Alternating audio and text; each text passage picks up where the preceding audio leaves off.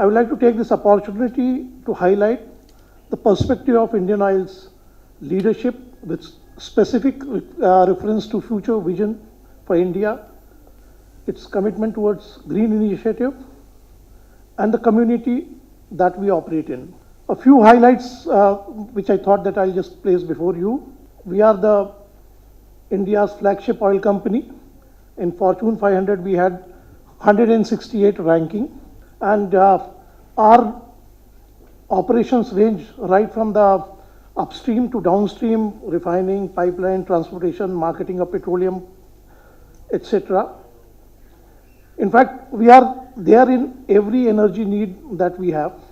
We, as an Indian Oil Group company, own 11 refineries out of India's 23 refineries with 80.07 million metric ton per annum refining capacity. And this capacity is almost equal to 35% of the total refining capacity of India. We have a pan-India pipeline network. This is the largest in the country. It spans nearly 13,400 kilometers for crude oil as well as finished petroleum product transportation. Pipeline, as you all know, that is the most eco-friendly way of transportation of the fuel. We have a strong customer base across the country through our 48,000 customer touch points, which include our retail outlets, our LPG distributors, our lubricant distributors, petrochemical dealers, etc., etc. 27,000 plus retail outlets we have across the country, and out of this 27,000, I'm very pleased to say that 7,500 retail outlets are there as Kisan Seva Kendra, especially for the rural needs. In LPG also, we are the leaders. We have almost over 12 crore customers, 120 million customers through over 10,000 plus distributors. We have 107 aviation fuel stations, and which have been refueling almost 1750 flights per day. That is almost, you can say that, one flight per minute. If I go to the financial performance of this year, which just got concluded, we posted a net profit of 21,346 crore for the financial year, which as compared to the last year's 19,106. The revenue operations also rose to 5,06,428 crore as compared to 4.45 lakh crores in 2016-17. We sold a record 88.76 million ton of products, which included petroleum products, gas, petrochemicals, explosives, and also includes exports. Indian Oil refineries throughput was 69 million metric ton, which is the highest ever so far. Our cross-country network of pipeline also registered a throughput of 85.7 million tons in this year. We have a very ambitious plan to expand our footprints. We have a capacity of 80.7 million ton refining capacity, which we want to almost double to 150 million metric ton by year 2030. This will include some greenfield refineries as well as brownfield refineries also. The brownfield refineries includes subsidiary of our Chennai Petroleum, CPCL, and new refinery will be JV project. You might be aware about Ratnagiri Refinery and Petrochemicals Limited, which is on the west coast. I am very proud to tell you about Pradhan Mantri Ujjwala Yojana, which is a very ambitious project of the government of India. And I am really happy to say that Indian Oil has been contributing its might in this Pradhan Mantri Ujjwala Yojana. Just to talk about the statistics, on 1st of May, this Pradhan Mantri Ujjwala Yojana, 1st of May 2016, this Pradhan Mantri Ujjwala Yojana was started. On 1st of April 2016, our penetration was just 61.9% in the country, which now has risen to 81.6% by 1st of May 2018. So you can imagine that in 2 years only we have made a big progress as far as the penetration is concerned. We have almost reached, it is around 3.9 crore customers have been given connections under Pradhan Mantri Ujjwala Yojana, which was initially for 5 crore customers. Now, judging that there has been a lot of surge in the connections, the government decided that 5 crore to be raised to 8 crores. It is a mammoth task to be achieved. All the oil companies, including Indian Oil, have been geared up for that, and I must compliment our district nodal officers and our officers right down to our field level, who have done a great job in achieving this mammoth task. If I talk about Pradhan Mantri Ujjwala Yojana in Andhra Pradesh and Telangana, it has very recently been started, 14.4 in Telangana. And why? Because we already had a very good 99% of coverage in Andhra and Telangana put together.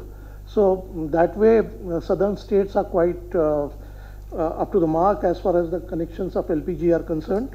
In LPG, we registered an all-time high growth of 10.8 million metric ton.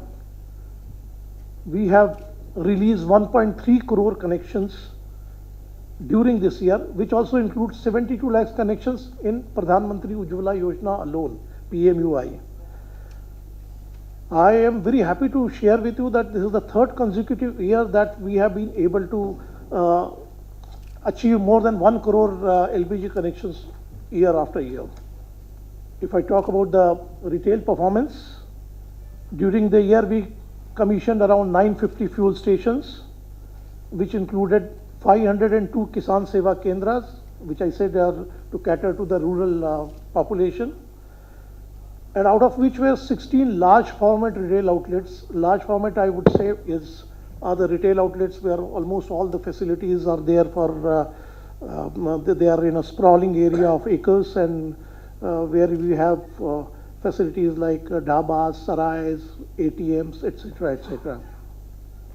So we are wanting to be as much customer friendly as we can be. Again, in Telangana, Indian Oil has been a market leader, and we have a marketing network of 1043 retail outlets, 328 LPG distributorships. The supply infrastructure is backed by Cherapalli Terminal, Ramagundam Depot, Chellapalli and Thimmapur LPG bottling plants. Similarly, 94.31 lakh active Indian customers are there in Telangana. Our market share of LPG is 40.5% in Telangana. Come to Andhra Pradesh.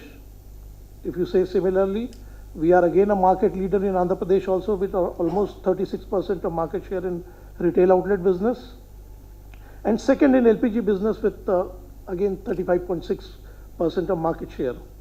We have around 1292 retail outlets in Andhra Pradesh. Highway presence is backed by 544 strong retail outlets, and rural services are with 384 retail outlets. Andhra has 3 LPG bottling plants presently, and LPG volume of 360 TMT, which is combined for AP and Telangana. Indian Oil retail market share is 36.2% in petrol and 36.2% same in diesel also. It is not that we only get into the businesses of petrol and diesel marketing, and we also have been very actively into sustainability business. And the major part for sustainability has been solarization. In the last year alone, we solarized almost 2,500 retail outlets, which have been completely switching over to the solar energy. With this, we have around 8,800 retail outlets, which are normally known as petrol pumps, and that is almost 32% of our total petrol pumps, which have been solarized and not and on dependent on the solar energy now. In Andhra Pradesh and Telangana also we have done our bit. 265 retail outlets so far have been solarized in AP and Telangana, and the target this time is to solarize 100% retail outlets. We have been also complementing, Energy Efficiency Services Limited, and we have been marketing their energy efficient LED bulbs, tube lights and fans through our retail network, which is almost 50,000 touch points. We have sold almost 736 lakhs rupees worth of this LED bulbs and all this year in 6 months alone. As you know, government has planned for this UDAN scheme in aviation sector, where they want to really have a connectivity to the various cities. They improve the connectivity to the various cities, and Indian Oil also is coming shoulder to shoulder with that. We have been opening our stations, AFF stations, at 9 locations, that is Shimla, Batinda, Porbandar, Puducherry, Kadapa, Bikaner, Jaisalmer, Nasik and Agra. The present AFS, that is fuel station for aviation, has increased to 107 with this opening of this 9 new stations. LNG infrastructure, you know that the gas has become a very important energy solution for the country, being eco-friendly and all. So we have joined hands and we have a joint venture, IndianOil LNG Private Limited. We're setting up a 5 million metric ton LNG terminal at Kamarajpur port in Ennore. That is to be commissioned in 18-19.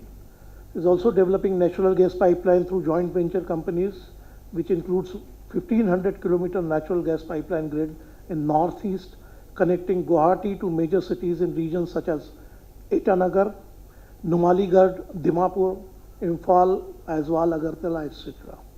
This is not the only thing. We are also into, as a very responsible corporate, we are also into CSR activities, and as you all know that CSR activity has been made mandatory by the government as a corporate governance, under the corporate governance, and Indian Oil last year spent 100% amount which was to be spent on CSR. The major CSR projects which are there, as we are providing government with ITIs, supporting government ITIs through Indian Oil Gyanodaya Scholarship Scheme, which has been implemented for government ITI polytechnic students, and almost 9,000 students will benefit from this scheme. We have undertaken cleanliness activities under Swachh Bharat scheme also, and more than 10,000 such activities have been undertaken across the country. We are also into sports, and very, very happy to share that our sports person brought laurels this year in the Commonwealth Games. You must have also in the Gold Coast very recently this Commonwealth Games were undertaken. 11 IOCians participated in that, and they brought 11 medals. Out of the 11 medals, 4 medals were won alone by Manika Batra. In women's TT, she got 2 golds, 1 silver and 1 bronze. 3 medals were won by Sharat Kamal. He is again a TT player, gold, silver and bronze. The other medals were also won by our own K. Srikanth. He won 2 medals, gold and silver. 1 gold by Siki Reddy, and 1 silver by Mehuli Ghosh, and 10-meter rifle shooting. So we have been supporting sports person. We will continue to support the sports person, and we are giving them best of the conditions and environment for them to excel in sports on the world arena. If I come to the what has been the contribution of Indian Oil to the Exchequer in Telangana and Andhra Pradesh. In Telangana this year we had given to Exchequer 3,838 crore of rupees. Similarly, for the state of Andhra Pradesh, it is 3,171 crore rupees. Which may interest you is about we are making all our terminals, automation is being done for all our terminals, which are from where the petrol and diesel goes to the city, to the retail outlets.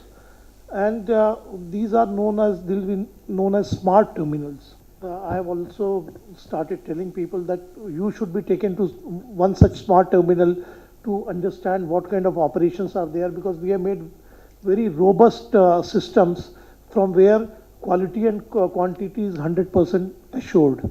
So I would like sometimes you all, if you find some time, to go and visit one such terminal, for which our Mr. Prasad will be facilitating also, and have a look at them. When I was talking about the sustainability initiative, I spoke about our solarization. Not only solarization, we have also had this wind power projects, and 167 megawatt wind power projects have been commissioned in Gujarat, Andhra Pradesh and Rajasthan. A very unique thing that we did also was in from the waste, generating energy from the waste, and for that we have put up a plant in 5 megawatt plant in Banaras, and from there electricity has been generated and which is being used for the street lightings, etc.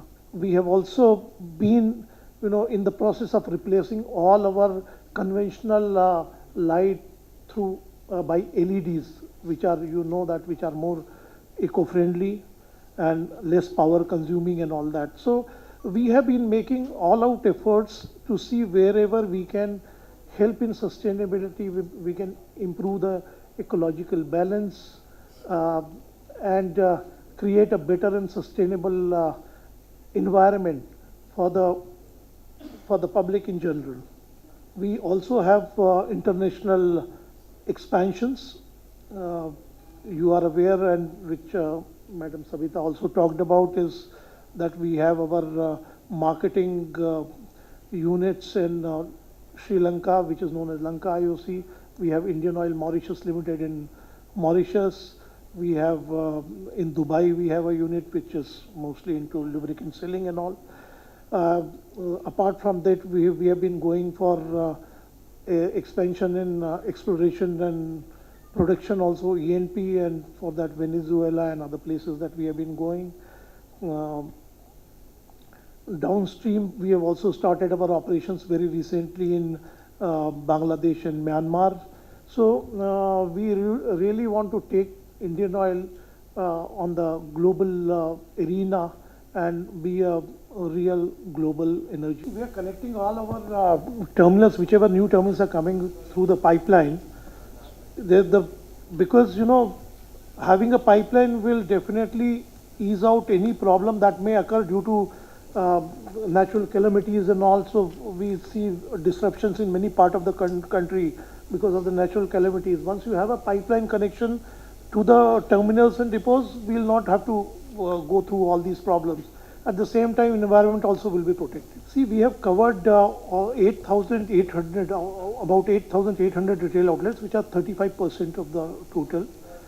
Last year, we have done 2,500 odd retail outlets, and we expect to be doing the same, at the same speed we will be going, and we'll be completing all our retail outlets. That our target is to have 100% solarization. They are all annual. We have been working on those things, and because it all wind power plants depend upon the wind velocity where you get. So you would be finding that mostly they are in Gujarat and Rajasthan, where those wind velocities have been very favorable. So we keep on looking into the possibility, and we go on exploring that. Well, it's very hard to predict because the crude prices have been dependent on many geopolitical considerations also, apart from the supply-demand scenario. So it is very hard to predict right now. I mean, anybody cannot place the bets. We keep on hearing many things from the people. If you remember, once upon a time, it used to be around $130 also, which came down to $45. and there was no rhyme and reason to that also. So it is very difficult to predict anything as far as the crude and prices are concerned.